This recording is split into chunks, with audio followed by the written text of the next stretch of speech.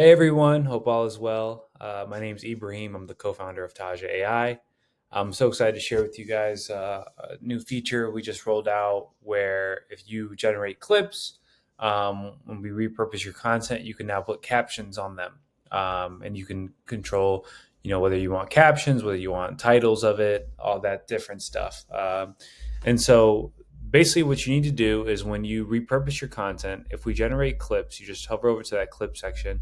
As you see in this video, there's two clips. All you do is you'll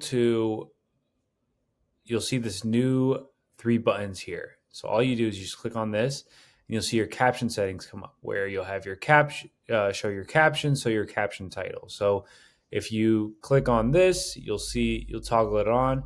You'll see that here your captions show up. So if I click on this, your captions are there. The other element is you can turn them off if you want. You can turn them on. And the other thing is you can turn on the caption title. So just like our shorts, when they have titles, you can have the title here. So you can decide whether or not you want that on or off. But essentially, that's how the feature works. So when you publish your short or your clip, it'll publish to YouTube with the captions and render that way. It may take a little while to render just because it's adding the captions over top.